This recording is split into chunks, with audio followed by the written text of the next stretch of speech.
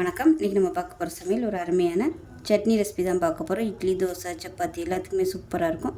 வாங்க அது எப்படி செய்யலாங்கிறத பார்க்கலாம். ஒரு கடாயை எடுத்துக்கலாம். தேவையான அளவுக்கு எண்ணெய் சேர்த்துக்கலாம். எண்ணெய் சூடானதும் நல்லா ஒரு 2லேருந்து 3 ஸ்பூன் அளவுக்கு பாசிப்பருப்பு சேர்த்துக்கலாம்.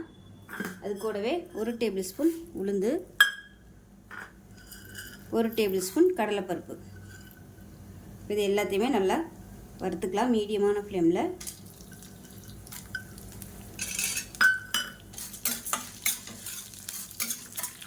இது கூடவே 8 வரமிளகா சேர்த்துக்கலாம்.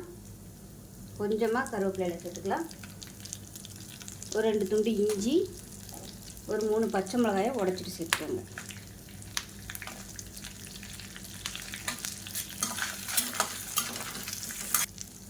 இப்போ எல்லாமே லேசாக வதங்க ஆரம்பிச்சிருச்சு. இந்த ஸ்டேஜில் மீடியம் சைஸாக ஒரு பெரிய வெங்காயம் நீளமாக நறுக்குனதை சேர்த்துக்கலாம்.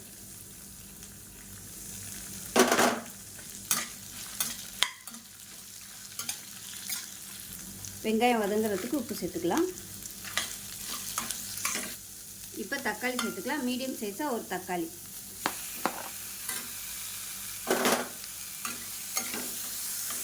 இப்போ இதில் ஒரு கை அளவுக்கு கொத்தமல்லி இலை சேர்த்துக்கலாம். இதையும் சேர்த்து வதக்கி விட்டுக்கலாம். மல்லி இலை இந்த அளவுக்கு வதங்கினா போதும், ரொம்ப வதக்க வேணாம், அதோட ஃப்ளேவர் இருக்காது. இப்போ கேஸ் அமர்த்திடலாம். அமர்த்திட்டு ஆற விட்டுட்டு நல்லா நைஸாக அரைச்சிட்டு பார்க்கலாம். இப்போ பாருங்கள், சட்னி நல்லா நைஸாக அரைச்சாச்சு. ஒரு பவுலுக்கு மாற்றிக்கலாம். மிக்ஸி அலசிட்டு தண்ணியை சேர்த்துக்கலாம். இப்போ இதில் எப்பயும் போல் கடுகு, கருவேப்பிலை, பெருங்காயம் போட்டு தாளிச்சதை சேர்த்துக்கலாம். அவ்வளோதான். ஒரு சூப்பரான பாசிப்பருப்பு, கடலைப்பருப்பு, உளுந்து போட்ட ஒரு சூப்பரான ப்ரோட்டீன் சட்னி ரெடி ஆயிடுச்சு. இட்லி, தோசை, ஊத்தப்பம் எல்லாத்துக்குமே சூப்பராக இருக்கும்.